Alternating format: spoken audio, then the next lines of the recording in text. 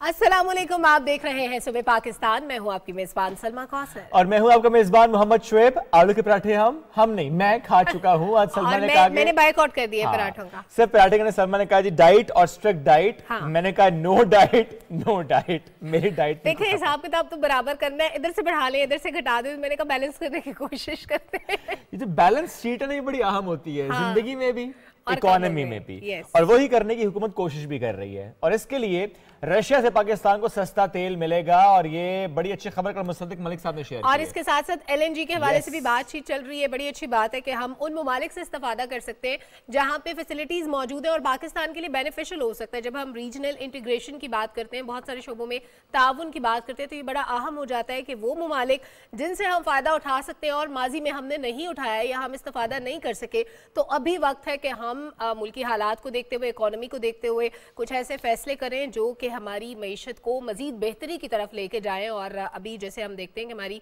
जो इकोनॉमी है वो ग्रो कर रही है, राइट ट्रैक पे जा रही है, तो बेहतर है कि हम इस तरह के फैसले करें जिससे बिल्कुल, चूंकि ज़रा हमें कंट्रोल करना है ऑयल प्राइसेस को। हम देखते हैं कि ज़रा ऑयल प्राइसेस यानी पेट्रोल प्राइस का डायरेक्ट इम्पैक्ट होता है हमारी इन्फ्लेशन पर, और उसके लिए हम कोशिश करेंगे सस्ता तेल हमें मिल जाए।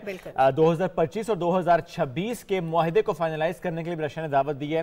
तो अब लेट्स सी जी चीज़ें आगे किस तरीके से बढ़ते हैं, कैसे हम रशिया से फ़ायदा उठाते हैं। चलें जी बढ़ते हैं आगे प्रोग्राम में। आज हम जो मौज़ूआत लेकर आए हैं उसमें हाफिज मोहम्मद वलीद साहब आज हमें ज्वाइन करेंगे। 29 गोल्ड मेडल इन MBBS, 1 2 4 10 15 नहीं 20 भी नहीं, 29 गोल्ड मेडल हासिल किए। जरा पूछेंगे इनसे, भाईजान इतने गोल्ड मेडल पहनते जा रहे थे और झुकते जा रहे थे गोल्ड मेडल के वजन से, और वो उनकी सेहत माशाल्लाह से मुझे लगता है कि गोल्ड मेडल से आधा वजन उनका होगा। लेकिन माशाल्लाह इतने गोल्ड मेडल्स लेना बहुत बड़ी अचीवमेंट है। मुझे ऐसे लगता है कि हर साल हर सब्जेक्ट में उन्होंने गोल्ड मेडल लिया है, तो ये बड़ी एक ज़बरदस्त चीज़ थी। ज़ाहिर है पेरेंट्स के लिए भी बड़ी खुशी की बात होगी, टीचर्स का रोल बड़ा इंपॉर्टेंट होता है। तो हम हाफिज़ मोहम्मद वलीद से पूछेंगे कि भाई ये जो आपकी कामयाबी थी इसका राज क्या था, आपने कितना पढ़ा, कितनी मेहनत की। इसके अलावा साथ ही साथ क्योंकि डेली हम बात करते हैं इकबालियात से मुतालिक, इकबाल के अफकार से मुतालिक, तो आज हम जिक्र करेंगे कि इकबाल जिस शाहीन का जिक्र किया करते थे, क्या आज का नौजवान हमें उसके अंदर शाहीन की वो झलक नजर आती है जो इकबाल चाहते थे।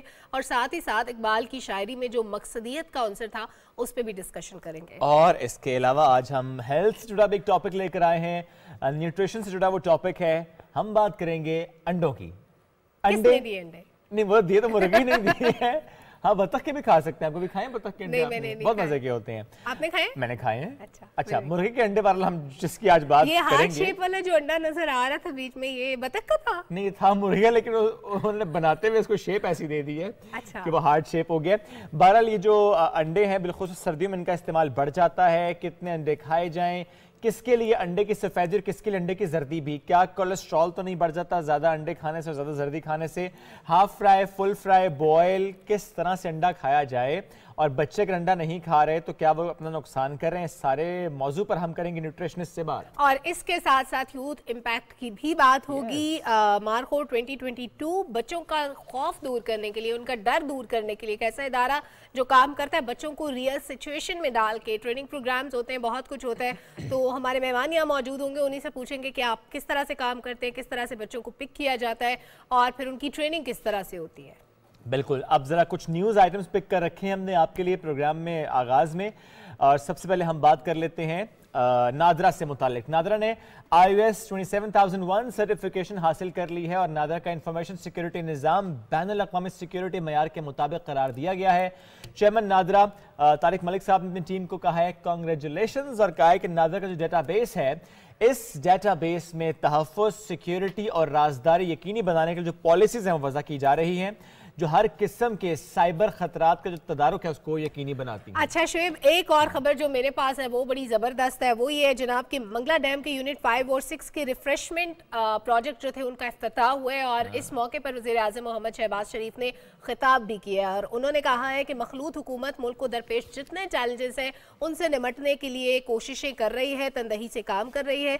हमें सख्त मेहनत को, शौर और इख्तलाफात को भुलाकर मुल्क की खिदमत करनी होगी। इसके साथ साथ उन्होंने कहा کہا ہے کہ ملک کی تعمیر و ترقی صرف نعروں اور دھرنوں سے نہیں بلکہ محنت سے عمل میں لائی جا سکتی ہے. معاشی ترقی کے لیے سیاسی استحکام ناگزیر ہے. ہمیں ذاتی پسند ناپسند سے بالاتر ہو کر ملک کی خدمت کرنی ہے. اور یہ جو تھا منصوبہ یونٹ 5 اور 6 کا جو ریفریشمنٹ پروجیکٹ تھا جس کا افتتاح ہوا ہے, اس کے بارے میں بتایا جا رہا ہے کہ اس میں یو ایس ایڈ کی طرف سے $1.5 کروڑ کی گرانٹ, فرانس کے ترقیاتی ادارے کے تعاون اور وابڈا کی طرف سے 2 ارب روپے مختص کرنے کے اقدام کو وزیر اعظم نے سراہا ہے اور کہا ہے کہ ملک کے بڑے جو توانائی کے منصوبے ہیں ان پہ بھی کام جاری ہے. زبردست. چلیں جی, اب ذرا ہم دنیا بھر پہ ایک نظر ڈالتے ہیں اور کچھ خبریں ہم نے وہاں سے بھی کلیکٹ کر رکھی ہیں. اٹلی میں کیا ہو رہا ہے, کسی اور ملک میں کیا ہو رہا ہے, کچھ خبریں ہمارے پاس ہیں. تو پہلے آپ کو ہم لے کر چلتے ہیں اٹلی, اور خبر یہ ہے کہ اٹلی میں کرسمس کی تیاریاں زور و شور سے جاری ہیں اور مارکیٹس ہوں, دکانیں ہوں, گھر ہوں, جس طرح سے سجاوٹ ہے یہاں پر دیکھنے کے لائق رکھتی ہے. سڑکوں پر بھی ہم دیکھ رہے ہیں کہ لائٹنگ کا خاص انتظام ہے. بازاروں میں خریداروں کا رش بڑھ چکا ہے. بہت خوبصورت سجایا ہوا ہے, پورا اٹلی سجا ہوا ہے. مارکیٹس ہوں یا دفاتر, اس کے باہر کرسمس ٹریز بھی لگائے گئے ہیں, خوب پیار سے سجائے گئے ہیں. اچھا شعیب, آپ کو پتا ہے پی ٹی وی کے اندر بھی ایک بڑا کیوٹ سا پیارا سا کرسمس ٹری ہے انٹرنس کے ساتھ ہی, اور وہ بھی کچھ ہی دنوں میں ڈیکوریٹ ہو جائے گا.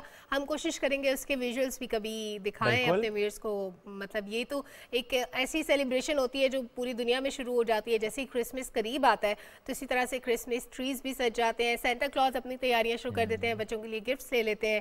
اور اس کے ساتھ ساتھ اب ذرا چلتے ہیں ہم ایک ایسی جگہ پہ جہاں پہ جناب تربیت کے لیے انسان تو پہلے سے کام کر رہے تھے. انسانوں کے ساتھ ساتھ جب ہم جانوروں کی ایکسپرٹیز کو یوٹیلائز کرنے کی کوشش کرتے ہیں, ایسے ہوتا ہے نارملی کہ ہم ایک ڈاگ رکھتے ہیں جو کہ سروسز پرووائڈ کرتا ہے. آپ کے گھر کی جو سیکیورٹی ہوتی ہے وہ بڑی اچھی سیکیورٹی کے فرائض انجام دیتے ہیں کتے جو ہوتے ہیں, لیکن سروس ڈاگس کو نئی ذمہ داری دی گئی ہے. اب جناب یہ کام جو کیا جا رہا ہے یہ بڑا ڈفرینٹ ہے.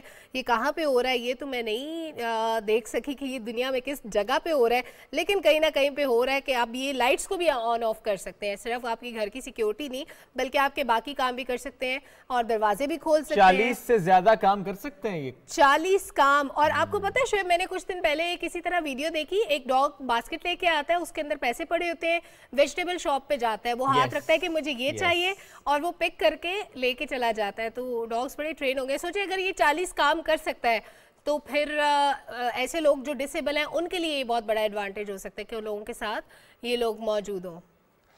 بالکل ٹھیک ہے. چلیں ایک اور خبر ہمارے پاس ہے اور وہ ہے ناسا سے جڑی. ناسا کے 2 خلا بازوں نے بین الاقوامی خلائی اسٹیشن کو برقی توانائی فراہم کرنے والے نئے سولر آلات نصب کر دیے. ان 2 خلا بازوں نے سارا یہ جو عمل ہے یہ 6 سے 7 گھنٹے میں مکمل کیا ہے.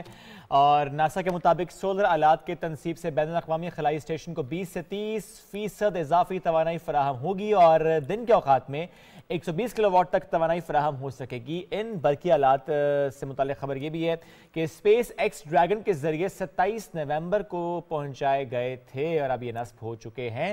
اور ایک اور خبر ہمارے پاس خلابازوں سے متعلق, یہ چینی خلاباز ہیں اور یہ خلا کا 6 ماہ کا کامیاب مشن مکمل کرنے کے بعد بحفاظت اب زمین پہ واپس آ چکے ہیں, بیک آن ارتھ. 5 جون کو چینی خلائی اسٹیشن تیانگونگ کے آخری تعمیراتی مرحلے کے مشن پر روانہ ہوئے تھے اور چینی اسپیس ایجنسی کے مطابق یہ مشن مکمل طور پر کامیاب رہا. جو خلاباز ہیں ایسٹروناٹس ہیں ان کی صحت بھی اچھی ہے اور جو زمین پہ بحفاظت واپس آئے تو اس میں ایک خاتون بھی شامل ہے, یہ خاتون بھی اس مشن کا حصہ تھی, which is very good.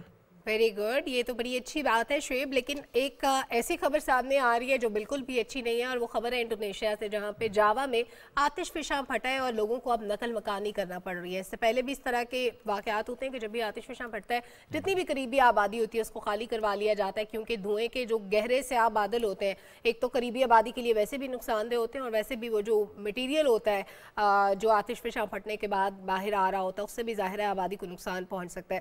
تو 8 کلومیٹر کا علاقہ ہے جس کو نو گو زون قرار دیا گیا اور متاثرہ علاقوں میں نقصانات کا جائزہ لینے کا کام بھی شروع کر دیا گیا اور تقریباً 3674 میٹر بلند آتش فشاں جو ہے یہ اتوار کے دن مقامی وقت کے مطابق تقریباً 2:46 پر پھٹا تھا اور ابھی تک لوگوں کی نقل مکانی کا سلسلہ وہاں سے جاری ہے اور جو مناظر ہیں وہ نہایت خوفناک ہے.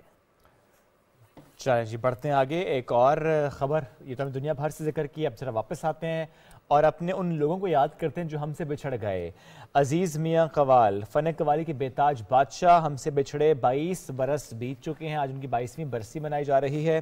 عزیز میاں قوال نے علامہ محمد اقبال اور قتیل شفائی کا کلام بھی گایا. کیا خوبصورت انداز میں گایا. آپ قوالی گانے میں ایک منفرد انداز رکھتے تھے اور حکومت پاکستان نے ان کے اس فن کے اعتراف میں صدارتی تمغہ برائے حسن کارکردگی سے بھی ان کو نوازا. بالکل. اور ایک جو بڑا اچھا جس سے ان کو شہرت ملی وہ ان کا کلام تھا تیری صورت نگاہوں میں پھرتی رہے, اور وہ آج تک ہم سنتے ہیں. اس کا چارم آج بھی بالکل ویسا جیسا ان کے دور میں تھا. ایک رپورٹ ہے, آئیے دیکھتے ہیں.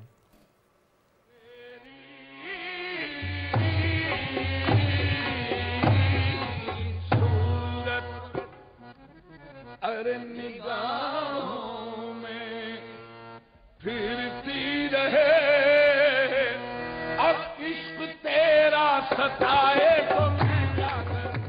شہنشاہ قوالی عزیز میاں قوال 27 جولائی 1942 کو بھارت کی ریاست اتر پردیش میں پیدا ہوئے, جبکہ قیام پاکستان کے وقت ان کا خاندان ہجرت کر کے پاکستان منتقل ہو گیا. عزیز میاں قوال نے 10 سال کی عمر میں لاہور کے استاد عبدالواحد خان کی زیر نگرانی ہارمونیم سیکھنا شروع کیا. عزیز میاں قوال نے اپنی فنی کیریئر کا آغاز نجی محافل سے کیا. تاہم 1967 میں انہوں نے ایران میں شاہ ایران رضا شاہ پہلوی کے سامنے جب اپنے فن کا مظاہرہ کیا تو شاہ ایران کو ان کی پرفارمنس اتنی پسند آئی کہ انہوں نے عزیز میاں قوال کو طلائی تمغہ عطا کیا, اور یہیں سے ان کی شہرت کا آغاز ہوا. آپ نے 1967 سے 2000 تک بے شمار قوالیاں گائیں.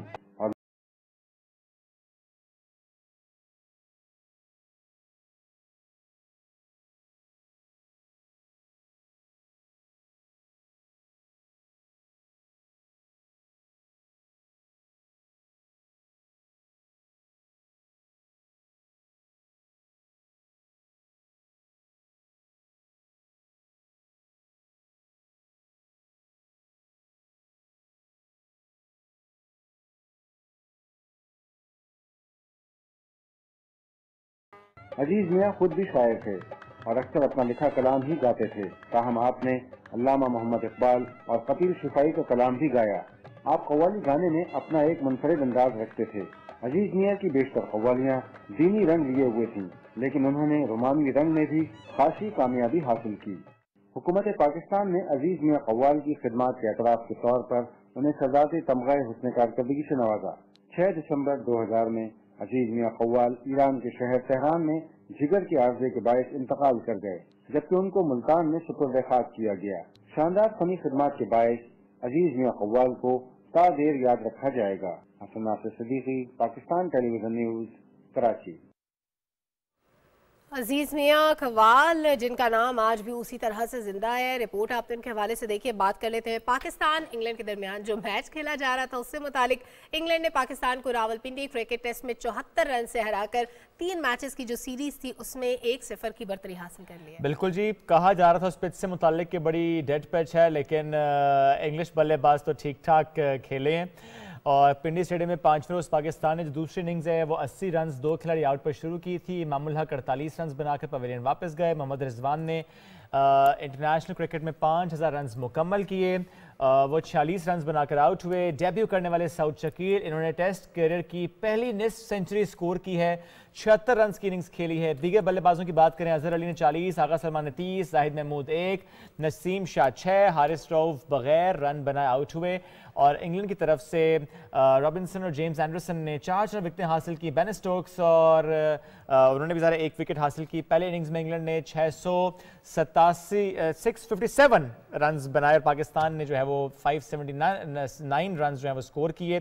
اینی ویز جی, یہ تو میچ اپنی جگہ پہ کارکردگی کیسی رہی وہ ساری بات اپنی جگہ, لیکن جو ویژول آپ کو دکھا رہے ہیں, کل وزیراعظم پاکستان میاں محمد شہباز شریف صاحب نے ان کے اعزاز میں عشائیہ دیا تھا. بالکل, وزیر اعظم محمد شہباز شریف نے ملاقات بھی کی ٹیم سے, ان سے بات بھی کی, اور اٹ سیلف یہ ایک بڑی اچھی بات ہے کہ 17 سال کے بعد انگلش ٹیم پاکستان آئی تھی. اور یہ ملاقات جو تھی یہ بھی ظاہر ہے اسی سلسلے میں تھی کہ اتنے سال کے بعد جب ٹیم آئی ہے پاکستان میں کھیلا, उनका जो पाकिस्तान का ट्रिप था भरपूर तरीके से उनको जिस तरह फैसिलिटेट किया जा सकता था वो किया गया। तो ज़ाहिर है वो प्लेयर्स जो पाकिस्तान आए थे दे वर वेरी हैप्पी, बहुत खुश थे, और ये इशाइये के विजुअल्स थे जो हमने अभी दिखाए। बिल्कुल ठीक है, बढ़ते हैं आगे। एक खबर और हमारे पास है। आप सब जानते हैं कि हज कोटा अनाउंस किया जाता है सऊदी अरब की तरफ से। यूँ तो उसमें वक्त है अभी, चूँकि ज़ाहिर है बिल्कुल कुछ मंथ्स पहले जब अनाउंस किया जाएगा, लेकिन चूँकि इस साल कोविड के बाद यानी चंद साल बाद हज अनाउंस हुआ था, हज अलाउ किया गया था कि इंटरनेशनली आ सकते हैं और हज की सादत हासिल कर सकते हैं। तो कुछ 83,000 if I am not wrong something like that ये फिगर थी पाकिस्तान को जो कोटा मिला था। बट अभी कहा यह जा रहा है कि इस साल यानी जो आने वाला साल है इसमें जब हज होगा तो इसमें पाकिस्तान को पूरा कोटा मिलेगा जैसे पहले मिलता आया है इंशाल्लाह। क्योंकि ज़रा पहले लिमिटेड हज हुआ है, लेकिन अब कहा जा रहा है कि जिस तरह माजी में होता आया है उस तरह जो मुकम्मल कोटा है वो पाकिस्तान को इंशाल्लाह मिलेगा। और शेब वैसे भी सऊदी अरब की पाकिस्तान के लिए बड़ी अच्छी फ्रेंडली पॉलिसीज़ हैं, बहुत सारी जगहों पे बहुत सारी चीज़ों पे हमारी बातचीत चलती रहती है। हमारी गवर्नमेंट भी उनसे बात करती है कि जहाँ पे जितनी फैसिलिटेशन की गुंजाइश हो वो दी जा सके, जैसे ट्रैवलिंग से मुतालिक भी, वहाँ पे क़याम से मुतालिक भी, वहाँ पे जो भी पाकिस्तानी शहरियों को मुश्किलात होती है उनसे मुतालिक भी। तो ये एक और अच्छी खबर है कि जब पूरा कोटा मिलेगा तो ज़ाहिर है ज़्यादा हुज्जाज पाकिस्तान से जा सकेंगे और हज की सआदत हासिल कर सकेंगे। बिल्कुल जी, अल्लाह सबको लेकर जाए, बार बार लेकर जाए। एक ब्रेक की तरफ पढ़ते हैं, ब्रेक से वापस आएंगे तो फिर मुलाकात कराएंगे आपकी हाफिज मोहम्मद वलीद सर, फिर पूछेंगे 29 गोल्ड मेडल भैया कैसे, करेंगे बात ब्रेक के बाद।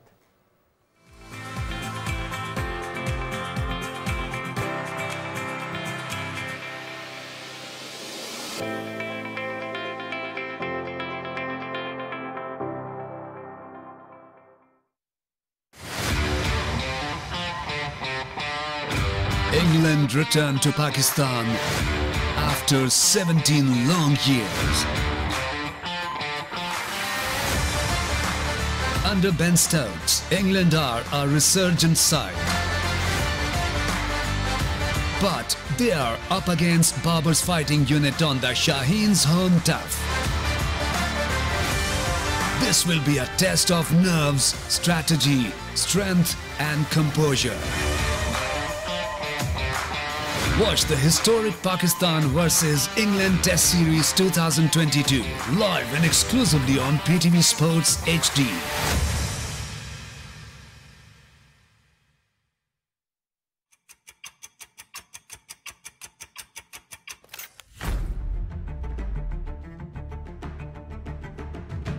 नया है जज्बा, नई है उमंग, खबर के साथ उस पर हो इजहार ख्याल। देखनी होगी दरामद से बरामद तक की सूरत हाल। कौन सी करेंसी है अप, कौन सी डाउन?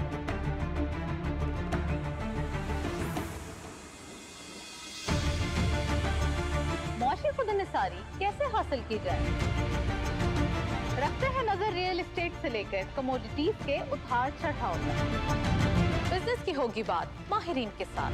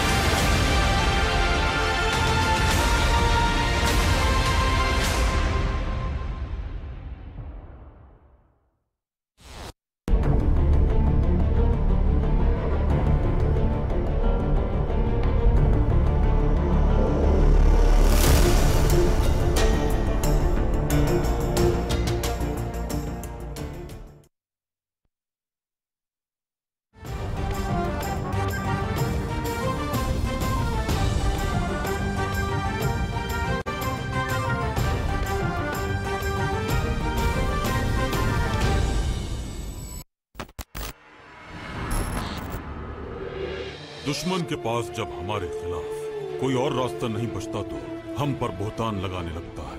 आपको ऐसा होता दिलाने का वादा करता हूँ जिसके हकदार हैं आप। अब्दुल हमीद के तख्त पर बैठना है मुझे। इन सारी आसाइशों के बदले कुछ अहम मालूमात।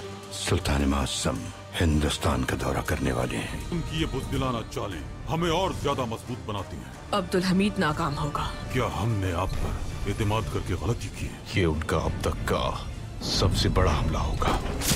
शिकारी अनाड़ी हो तो खुद ही शिकार हो जाता है। खलील खालिद पर एतमाद किया और उन्हें अहम जिम्मेदारी भी दी। तो क्या तुम हार मान लोगे, हथियार डाल दोगे? अब हम एक नया कदम उठाएंगे। बहुत हो गया।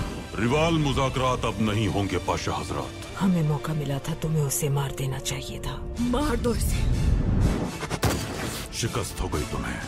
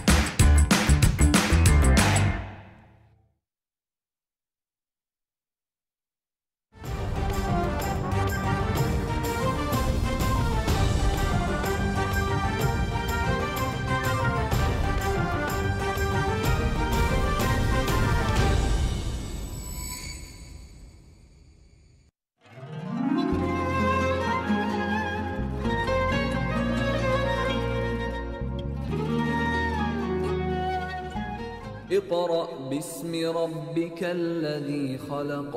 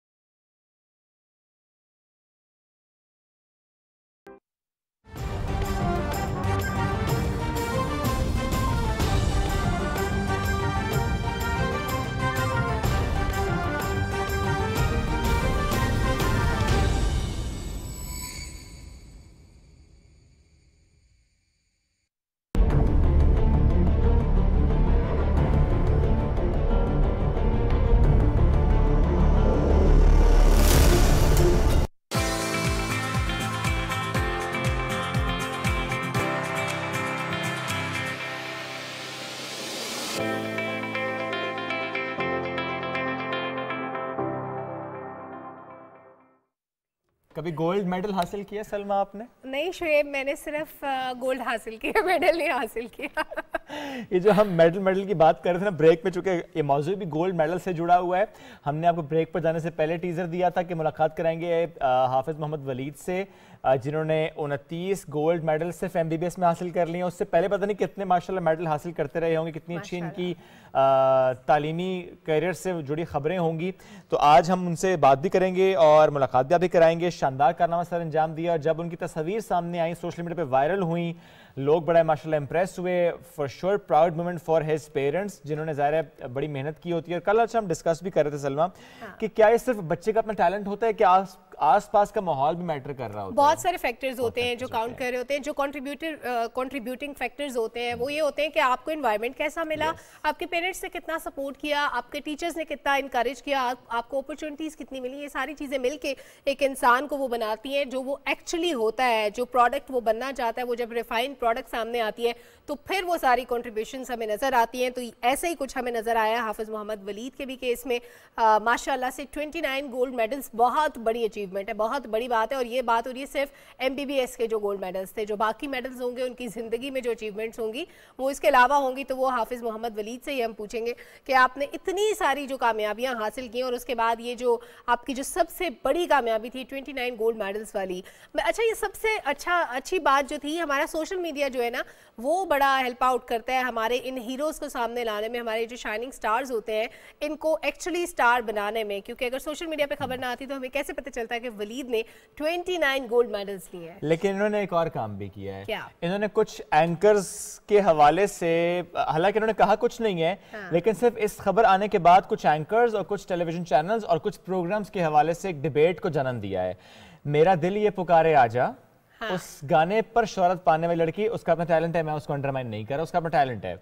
लेकिन निदा यासिर ने उनको बुलाया, उनको बहुत प्रमोट किया। उसके बाद जब ये खबर है तो लोगों ने कहा कि एक तरफ हमारे पास ये टैलेंट होता है, गोल्ड मेडलिस्ट होते हैं, और दूसरी तरफ हमारे यहाँ मॉर्निंग शोज में बुलाया जाता है उन लोगों को जो कि किसी एक छोटे से गाने से, किसी एक वीडियो से, किसी डांस से वायरल हो जाते हैं। अच्छा शुएब, मेरी राय इसमें थोड़ी सी मुख्तलिफ है। मेरे कहने मतलब मेरा ये मानना है कि देखिए दो डिफरेंट चीजें हैं, इनका कोई कंपैरिजन बनता नहीं है। एक तरफ हम एंटरटेनमेंट की बात करते हैं, एक तरफ हम हमारी जो पढ़ी लिखी लॉट जो नई आ रही है, नई जनरेशन आ रही है, उनकी जो अचीवमेंट्स है उनकी बात करते हैं, खा वो बिजनेस के हवाले से हो, एजुकेशन के हवाले से हो। लेकिन साथ ही साथ एंटरटेनमेंट साइड पे अगर कोई नाम बना रहा है, अगर किसी की लक अच्छी चल रही है तो हमें उसको भी अप्रिशिएट करना चाहिए। अच्छा, आपकी राय है, मैं उसका एहतराम करता हूँ, लेकिन मेरा पॉइंट सिर्फ ये है कि जो टैलेंट है ना, हमें वो डिफाइन करना चाहिए, टैलेंट क्या है। हाँ, आप कहते हैं एंटरटेनमेंट के हवाले से टैलेंट, आई एग्री, लेकिन सिर्फ इस बिना पर किसी को बुलाना कि चूंकि उसकी पर्टिकुलर वीडियो वायरल हो गया, वो चाहे पहाड़ी गर्ल हो, वो चाहे फिर ये खातून हो, या तो आपने बड़ा अच्छा काम से मुराद मेरी ये है कि आपका अच्छा कंटेंट हो, आप बहुत वीडियोस बनाती हो, आप इंफॉर्मेटिव कंटेंट दे रही हो। आपने वैसे उनका कंटेंट देखा है जाकर? शुएब, दो मुख्तलिफ बातें हैं ना। मैंने वैसे उनका टिकटॉक अकाउंट बिल्कुल भी नहीं देखा, मैंने जस्ट वो डांस वीडियो देखी और एक आध और जगह पे मैंने इसी तरह से उनका क्लिप देखा। देखिए, जिसने गोल्ड मेडल हासिल किए वो शायद डांस नहीं कर सकता, और जो डांस कर सकता है वो गोल्ड मेडल हासिल कर ही नहीं सकता। ये दो मुख्तलिफ लोग हैं, दो मुख्तलिफ इंसान, दोनों की सलाहियतें मुख्तलिफ हैं। तो मेरा ख्याल है इनका कंपैरिजन हम करते हैं तो ये एक बेजासी चीज़ हो जाती है। हाँ, कंपैरिजन वहाँ पे बनता है कि एक अनपढ़ बंदे को बुला के शो में बिठाया जाए और उसको बहुत ज़्यादा अप्रिशिएट किया जाए, और मेडल्स लेने वाले को ना बुलाया जाए। वहाँ पे कंपैरिजन बनता है कि भाई ये आप एक ऐसे बंदे को बुला रहे हैं जिसने कुछ नहीं किया, और एक ऐसे बंदे को नहीं बुला रहे जिसने बहुत कुछ किया है। लेकिन दो CSS में टॉप किया हुआ है। नहीं, मैं बता रही हूँ ना, वो गोल्ड मेडल ले ही नहीं सकते ना। जो उनका टैलेंट है वो दूसरा बंदा उससे कोई लेना देना नहीं उसका। नहीं, ठीक है, मैंने इसलिए आगाज में कहा ना कि मैं उनको अंडरमाइन नहीं कर रहा, लेकिन मेरा सिर्फ पॉइंट ये, हम टैलेंट को डिफाइन किस तरीके से कर रहे हैं। मेरा ये पॉइंट उठाने का मकसद क्या था? बाबा जी, आपके कंसर्न जायज है। देखिए ना सलमा, उसमें बहस जो छिड़ी वो इस तरह छिड़ी कि पाकिस्तान में PhD करने वाले बहुत से डॉक्टर्स ऐसे हैं जॉबलेस बैठे हैं इस वक्त। True that. लेकिन हमारे यहाँ जिस तरह टिकटॉक पे इतना ज्यादा फोकस हो गया है कि बच्चे टिकटॉक से पैसे कमा रहे हैं, ठीक है कमाएं, आप बिल्कुल कमाएं, लेकिन अगर हमने टिकटॉक पे इतना फोकस कर लिया और अगर हमने बच्चों को ये बताना शुरू कर दिया, ये बच्चों ने इनको इस तरह का रोल मॉडल बनाना शुरू कर दिया कि अच्छा बस टिकटॉक बनाएंगे या ऐसा कंटेंट लेकर आएंगे, डांस गाना व्हाटएवर, या इवन लिपसिंग, उससे हम पैसे कमाएंगे, तो बच्चों का पढ़ाई से शायद ध्यान हटना शुरू हो जाएगा। और ये बहुत जरूरी है कि हम बच्चों को कहें पढ़ाई बहुत अहम है, साथ साथ जो मर्जी करते चले जाएं। मुझे लगता है कि हर दौर में, अच्छा ये भी एक हमारे व्यूअर्स के लिए अच्छी बात है कि दो डिफरेंट पॉइंट ऑफ व्यू लोगों के सामने आते हैं, जजमेंट लोगों पे छोड़ देनी चाहिए। देखिए, हर जमाने में ये होता आया है, एक पढ़ा लिखा तबका, उनकी एक और लाइन होती है, और एक साइड पे वो लोग होते हैं या वो टैलेंट होता है जो इस तरह से हमारे सामने आते हैं, जो एंटरटेनमेंट साइड से होते हैं, चाहे वो सिंगिंग का हो या फिर चाहे वो डांस का हो, वो किसी भी चीज का हो सकता है। हम ये नहीं कह सकते कि वो टैलेंट नहीं है। हाँ, ये हो सकता है कि उसको उतना फेम मिल जाए जितना नहीं मिलना चाहिए था, क्योंकि ये चीजें हमारी सोसाइटी से, हमारे नॉर्म से मुताबिकत नहीं रखती बहुत ज्यादा। अब हमारे कल्चर में रच बस गई है, लेकिन इसका यह हरगिज मतलब नहीं है कि हम उसको इनकरेज करें, क्योंकि ये हमारा रिलीजन हमें नहीं सिखाता, हमारा माशरा नहीं सिखाता। लेकिन हम फॉर एंटरटेनमेंट पर्पस इसको हर प्लेटफॉर्म पे देखते भी हैं, सुनते भी हैं, और उसके अलावा हम इससे जितना भी एंटरटेन हो सकते हैं वो कोशिश। लेकिन हमें खुद अपने रोल मॉडल्स को डिफाइन करना है कि हमारा रोल मॉडल क्या है, हमने किसको फॉलो करना है, किसके काम को फॉलो करना है। कुछ देर में हम इंशाल्लाह वलीद से बात करेंगे, कुछ टेक्निकल इशू है, हम बढ़ते हैं अपने अगले मौजू की तरफ। मिल्लत इस्लामी के पासबान अल्लामा मोहम्मद इकबाल पूरी इंसानियत बिलखुसूस मुस्लिम उम्मा को ज़वाल की पस्तियों से निकाल कर उरूज की बुलंदियों तक पहुंचाया। इकबाल ने नाम इकबाल हमें दी बुलंदी, उन्होंने अपनी शायरी में مقصدیت لے کر آئے, ان کی شخصیت, سوچ, فکر مسلمانوں کے لیے مشعل راہ بنے. تو یہی ہمارا اگلا موضوع بھی ہے, کس طرح شکستہ دلوں کے لیے امید کی کرن بن کر وہ آئے. لیکن سوال یہ پیدا ہوتا ہے کہ آج ہم اقبال کے نظریات اور افکار پر عمل پیرا ہیں بھی یا نہیں, اس پر بات کریں گے. ہمیں جوائن کیا ماہر اقبالیات جلیل عالی صاحب نے. السلام علیکم سر, کیسے ہیں آپ؟ السلام. جب تک سلمہ پہنچتی ہیں ہم گفتگو کا آغاز کریں گے, چونکہ ہماری کوشش یہی ہوتی ہے کہ تھوڑی سی لیٹ ہو گئی شعیب. کوئی بات نہیں, آپ بہت سلو آتی ہیں. کوئی بات. آپ نے انڈے نہیں کھائے آج؟ نہیں, میں نے انڈے نہیں کھائے. اس سے متعلق ڈسکشن کریں گے کہ کتنے انڈے کھانے چاہیے اور کیا مرغی کی اجازت سے کھانے چاہیے, ویسے بھی کھا سکتے ہیں. لیکن ہم اپنے موضوع پہ آ رہے ہیں جناب. ماشاءاللہ سر, آپ شاعر بھی, نقاد بھی, ایجوکیشنسٹ, سوشولوجسٹ, اقبال شناس, جلیل عالی تمغہ امتیاز سمیت ان گنت اعزازات سے سر کو نوازا گیا ہے. سر, پیغام اقبال اور ہماری زندگی کیسے دیکھتے ہیں آپ؟ کتنا ہم اس کو گیپ کو وائڈ کرتے چلے جا رہے ہیں, حالانکہ ہمیں تو اس گیپ کو کم کرنا چاہیے تھا. دیکھیں, ہم علامہ اقبال کو حکیم الامت کہتے ہیں. بالکل. اور مفکر پاکستان کہتے ہیں. اور بلا شبہ یہ جس وطن میں ہم سانس لے رہے ہیں آزادی سے, یہ علامہ اقبال کے خواب کی تعبیر ہے.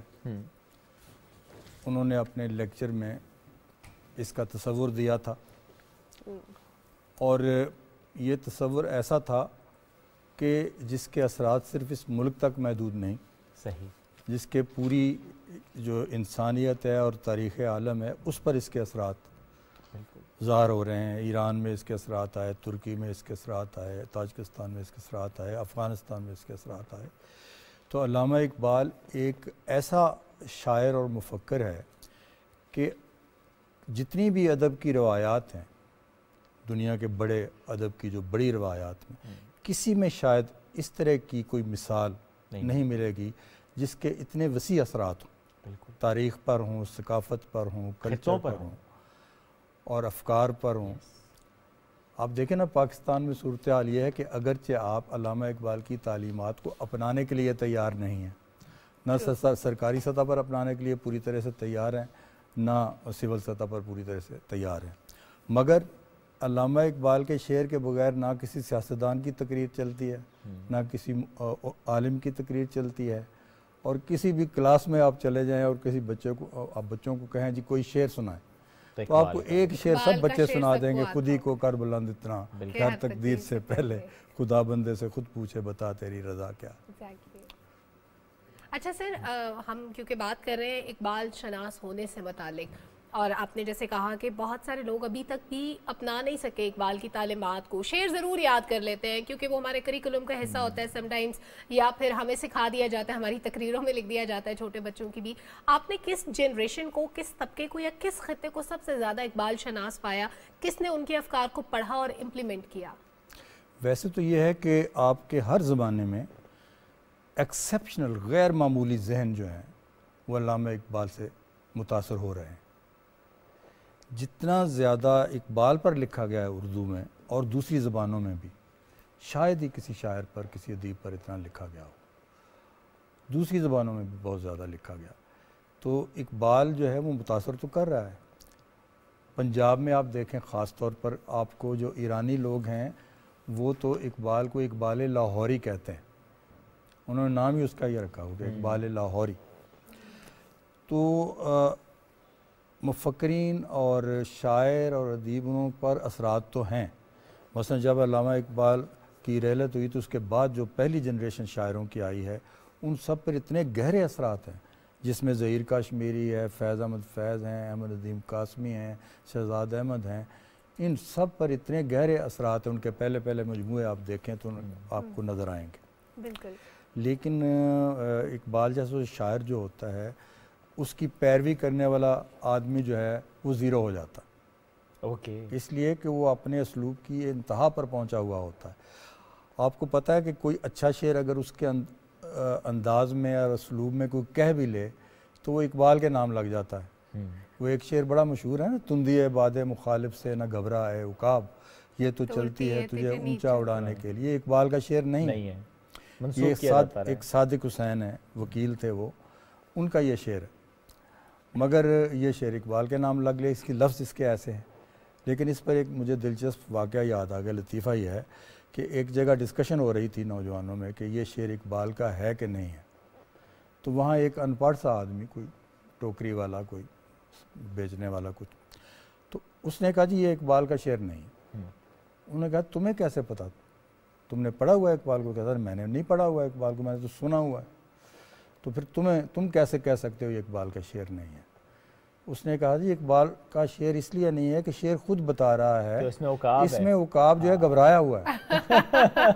تو اقبال کا عقاب جو ہے وہ گھبراتا نہیں ہے. تو اس سے مجھے اندازہ ہوا کہ یہ اقبال کا شعر نہیں. سر اقبال کا شاہین بالکل نہیں گھبراتا، آپ نے درست فرمایا، اور ہمیشہ انہوں نے نوجوانوں کو شاہین سے تشبیہ دی. اور جو ایک شعر ان کا بڑا اچھا تھا ہے، طائر لاہوتی اس رزق سے موت اچھی جس رزق سے آتی ہو پرواز میں کوتاہی. آج کل ہم دیکھتے ہیں بڑی سہل پسندی آ گئی ہے ہمارے اندر، بڑی آسانیاں ہم تلاش کرتے ہیں، ایون رزق کی تلاش میں بھی جاب اپرچونٹیز مل رہی ہوتی ہیں، لیکن ہم اپنی آسانی تلاش کرتے ہیں. اس شعر کو اگر آپ تھوڑا سا ایلیبوریٹ کریں کہ نوجوانوں کے لیے پیغام کیا ہے اس میں؟ یہ جو شعر ہے نا، طائر لاہوتی اس رزق سے موت اچھی جس رزق سے آتی ہو پرواز میں کوتاہی. لاہوت جو ہے نا، یہ سب سے اوپر والے آسمان کے سے بھی آگے جو علاقہ ہے اس کے بارے میں کہتے ہیں، عالم لاہوت. تو اس کا مطلب ہے کہ بہت بلند مرتبے والا، جو زمانوں پر بھی حاوی ہوتا ہے. تو اقبال کہتا ہے تم تو لاہوت کے پرندے ہو، اے طائر لاہوتی اس رزق سے موت اچھی جس رزق سے آتی ہو پرواز میں کوتاہی. تو پرواز تو ہماری لاہوت تک ہونی چاہیے، لیکن اگر آپ نے ایسا رزق جو ہے کھا لیا جس میں سہولت پسندی ہے، جس میں آپ کو محنت نہیں کرنی پڑی، تو اس کے نتیجے میں آپ کی صلاحیتیں جو ہیں مردہ ہو جائیں گی. ایگزیکٹلی. کیونکہ جتنا آپ اپنی صلاحیتوں کو بروئے کار لاتے ہیں وہ پالش ہوتی ہیں، وہ نکھرتی ہیں، اور چیلنج ہو تو زیادہ ابھرتی ہیں. تو آپ کو پتہ یہ اس طرف بھی اشارہ تھا کہ دوسرے کا دست نگر نہیں ہونا چاہیے. آپ اپنی دنیا آپ پیدا کر اگر زندوں میں ہے، ٹھیک ہے، جچتے نہیں بخشے ہوئے فردوس نظر میں. کیا بات. آپ اپنے جنت اپنی خود بنائیں، عمل سے زندگی بنتی ہے جنت بھی جہنم بھی. یہ خاکی اپنی فطرت میں نہ نوری ہے نہ ناری ہے. آپ کو پتہ ہے جو جس وقت ہمارے ایوب خان نے آخری زمانے میں عالمی استعمار کے خلاف مزاحمت شروع کر دی تھی، اور اس نے یہ نقطہ نظر اختیار کیا تھا کہ ہم سارے انڈے آپ کی ٹوکری میں نہیں رکھیں گے، ہم دنیا میں اور ملکوں کے ساتھ بھی اپنے تعلقات بنائیں گے. تو اس وقت اس کے ساتھ ناراض ہو گیا عالمی استعمار. تو اس نے جو کتاب لکھی تھی جس کا انگریزی میں نام تھا فرینڈز ناٹ ماسٹرز، کہ غلام نہیں ہیں آپ، ہمارے آقا نہیں ہیں، دوست ہوں تو ٹھیک ہے. مگر اس کا جب ترجمہ کیا گیا تو اس ترجمے میں یہی مصرع استعمال کیا گیا، اے طائر لاہوتی اس رزق سے موت اچھی. یہ اس کا نام رکھا گیا اس کتاب کا، اس لیے کہ اس کا نقطہ نظر یہ تھا کہ پاکستان کو خود مختار بنایا جائے، معاشی لحاظ سے بھی، سیاسی لحاظ سے بھی، ہر لحاظ سے اسے خود مختار بنایا جائے. مطلب یہ جملہ نہ صرف نوجوانوں کے لیے تھا بلکہ وطن کے تصور پہ بھی یہ غالب فرد کے لیے بھی ہے اور اجتماع کے لیے، دونوں کے لیے، قوم کے لیے بھی. بالکل، قوم کے لیے بھی. نوجوانوں کے لیے اضطراب کتنا ضروری ہے کہ وہ اضطراب کی کیفیت میں جائیں، کتنا ضروری ہے؟ یہ دیکھیں، اس کو میں ذرا سادہ انداز میں سمجھانے کی یہ کوشش کرتا ہوں کہ جو لوگ بھی کسی بھی فیلڈ میں کوئی بڑا کام کرتے ہیں یا نام کماتے ہیں، وہ ایک مضطرب روح والے لوگ، چاہے آپ کرکٹر ہیں، چاہے آپ موسیقار ہیں، چاہے آپ ایجوکیشن کے اندر کچھ کر رہے ہیں، چاہے آپ اداکار ہیں، چاہے آپ میزبان، جس سلسلے کے بھی آپ، شعبے کے بھی آپ آدمی ہیں، اگر آپ ہر لمحے آپ کو یہ نہیں ہے کہ ہے جستجو کے خوب سے ہے خوب تر کہاں، تو اس وقت تک آپ کی صلاحیتیں نکھرتی نہیں. بالکل. تو اقبال نے اس لیے کہا تھا نوجوان کو کہ خدا تجھے کسی طوفان سے آشنا کر دے کہ تیرے بحر کی موجوں میں اضطراب نہیں. تو جمود کے تو اقبال سخت خلاف تھے، حرکت کے وہ قائل تھے، اور وہ یہ سمجھتے تھے کہ مسلمانوں کے زوال کی سبب ہی یہی ہے، اس کی وجہ یہی ہے کہ یہ ایک عرصہ تک، کم از کم 300 سال کا تو وہ بار بار ذکر کرتے ہیں کہ 300 سال سے ہیں ہند کے میخانے بند، کہ بھئی انہوں نے سوچ کے میدان میں، فکر کے میدان میں، علم کے میدان میں، عمل کے میدان میں کچھ نہیں کیا. ایک جمود طاری ہے، اور جمود طاری ہوتا ہے نقل سے، کہ جب آپ دوسرے کی نقل کرتے ہیں، پیروی کرتے ہیں، تقلید کرتے ہیں. تو اقبال تو اختراعی ذہن چاہتے ہیں کہ نئی سی نئی باتیں سوچنے والا. ہونا چاہیے. سر جب جمود کی بات ہو رہی ہے تو اسی کا اپوزٹ ایک ورڈ تحریک. زندگی میں تحریک, اقبال نے ہمیشہ کہا کہ حرکت ہونی چاہیے, تحریک ہونی چاہیے, آپ کو جستجو میں لگے رہنا چاہیے, لگن ہونی چاہیے آپ کے اندر. کیا آج کے نوجوانوں میں آپ کو وہ لگن نظر آتی ہے جو اقبال چاہتے تھے, جو ان کے شاہین میں ہونی چاہیے تھی؟ دیکھیں, خود علامہ اقبال نے اپنے زمانے میں جس وقت چاروں طرف تاریکی تھی, کوئی مسلمان ملک آزاد نہیں تھے, یہاں برصغیر میں مغلیہ سلطنت کا زوال ہو چکا تھا, انگریز یہاں برسر اقتدار تھے, اس وقت بھی اقبال نے دونوں کام کیے, جو ہمیشہ دونوں کاموں کی ضرورت ہے.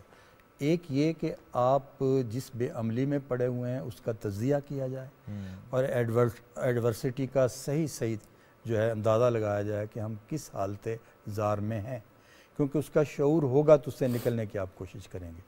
تو آپ نکل اس وقت تک نہیں سکیں گے جب تک آپ کو ایمان اور یقین اور ایقان آپ کا نہ ہو کہ آپ نکل سکتے ہیں. بالکل. تو دونوں باتیں کی اقبال نے. ایک طرف آپ کو یہ بتایا کہ آپ ہی آخری وارث ہیں اللہ تعالیٰ کے آخری پیغام کے, تو آپ تو پوٹینشیلی بہت بڑی قوم ہے زوال والے لوگوں کو, جبکہ دوسرے شاعروں کا یہ حال تھا کہ پوری غزل رو رہی تھی اور مرثیہ بہت مقبول ہو رہا تھا. جو شاعر جتنا زیادہ لوگوں کو رلاتا تھا وہ اتنا ہی بڑا شاعر سمجھا جاتا تھا. تو اس زمانے میں علامہ اقبال نے امید کی بات کی, ساتھ تنقید بھی کی, تجزیہ بھی کیا کہ تیرے صوفے ہیں فرنگی, تو سہل پسند ہے, یہ بھی کہا, لیکن ساتھ ہی یہ بتایا کہ تو ان لوگوں کا وارث ہے جو دوڑا دیتے تھے گھوڑے بحرے, اس میں دریاؤں میں دریا گھوڑے دوڑا دیتے تھے, اور جو کبھی مایوس نہیں ہوتے تھے, کیونکہ اسلام میں مایوسی گناہ ہے, اور وہ کبھی بھی اقبال. اسی طریقے سے اب بھی یہی صورتحال ہے, آپ کا جو سوال تھا, اب بھی یہی صورتحال ہے کہ نوجوانوں کو, وہ نوجوان بھی موجود ہیں جو بڑے ایکسیپشنل برین رکھتے ہیں, جیسے یہ ہمارے 29 میڈلز والے نوجوان جن کا ہم ذکر کر رہے تھے, اور وہ کام کرتے ہیں اور انہوں نے ثابت کیا. اب اگر کبھی آپ ایک پاکستان کی بھی گنی بک بنائیں اور اس میں مختلف شعبوں میں ہمارے لوگوں نے جو نمایاں کام کیے وہ سامنے لکھے. مثلا آپ ایک سیدھی سی بات دیکھیں کہ ایک مدر ٹریسا تھیں اور ایک عیدی ہیں, دونوں کا ذرا موازنہ کریں. مدر ٹریسا کا صرف ایک فیلڈ ہے نا, وہ جو برس کے مریض تھے ان کا, بالکل بالکل, لیکن عیدی کے کتنے فیلڈ ہیں گنے ذرا ان کو, وہ شمار ہی نہیں کر سکتے. یہیں سے گفتگو کا آغاز کریں گے. انٹرپشن کے لیے معذرت, ایک چھوٹی سی بریک کی طرف ہمیں بڑھنا ہے, واپس آتے ہیں بریک کے بعد.